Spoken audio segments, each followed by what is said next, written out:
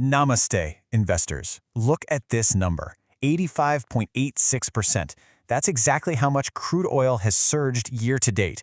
I want you to ask yourself right off the bat, when the literal lifeblood of the global economy spikes that aggressively, what does it mean for your hard-earned money? Are you protected or are you totally exposed? Today, we're decoding exactly that, looking at the fundamental impacts driving this crazy market.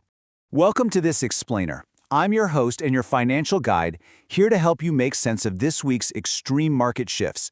We're looking at the weekly market update and insights for the second week of May 2026, powered by Asset Plus Research. The market is flashing some really intense signals right now, and the fundamental data we're breaking down today is absolutely critical for your wealth creation journey. Let's get straight into it.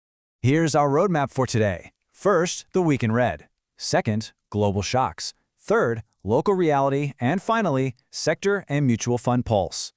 Moving to section 1, the week in red.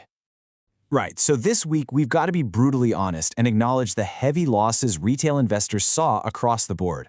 The contrast is just, wow, it's brutal.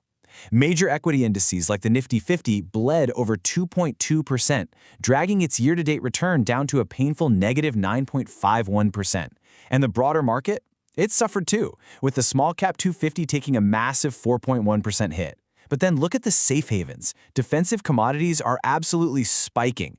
Gold is up nearly 5% just this week, and crude oil rocketed another 7.8%. What we're seeing here is a classic aggressive flight to safety by smart institutional money. Section 2, global shocks. Let's unpack these macro events. Massive geopolitical events are unfolding all at once right now. On one side, the market is intensely digesting the historic Trump-Xi summit in Beijing, trying to figure out the big takeaways for global trade. And on the other side, we have deepening market pain from the ongoing Iran war. These aren't just distant news headlines. No, they are direct catalysts acting as literal rocket fuel for those surging oil prices we just talked about.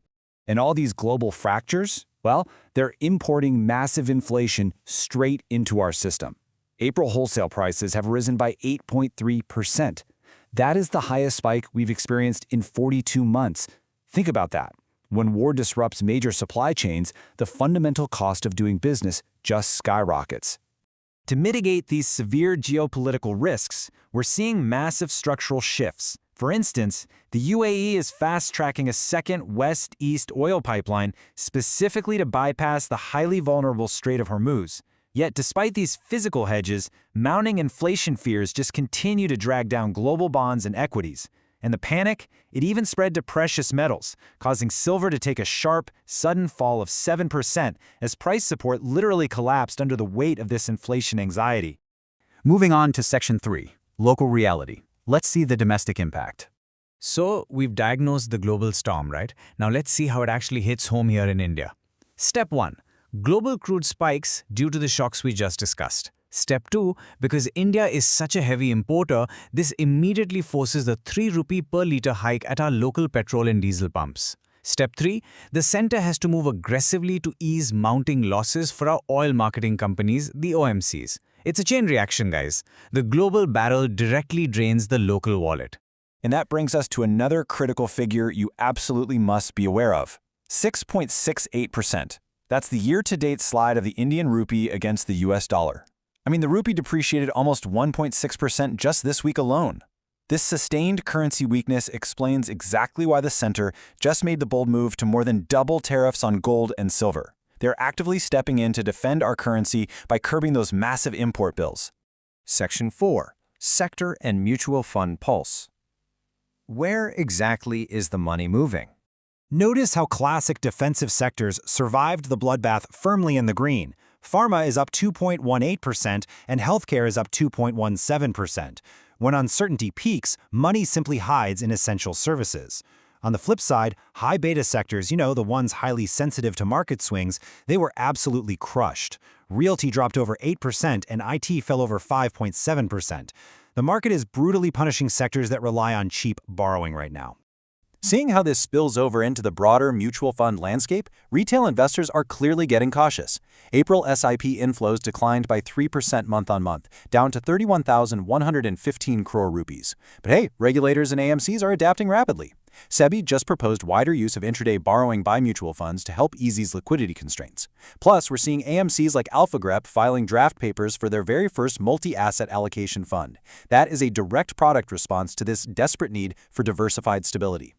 If we analyze specific schemes as of May 15th, aggressive hybrid funds tell a really important story. Take Edelweiss and Kotak.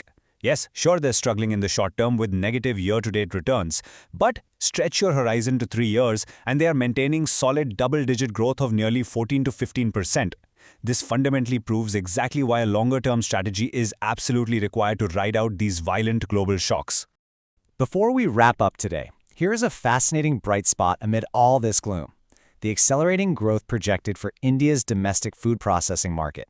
It reached over $354 billion in FY24, and get this, it's expected to surge to $535 billion by FY26. There's always tremendous opportunity in India's domestic growth story, provided you know where to look.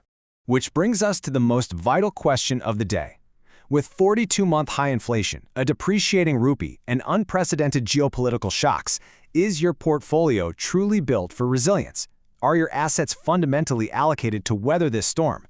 Take a hard look at your strategy this week. Thank you so much for joining me to decode these markets together today. Until next time, stay focused and invest wisely.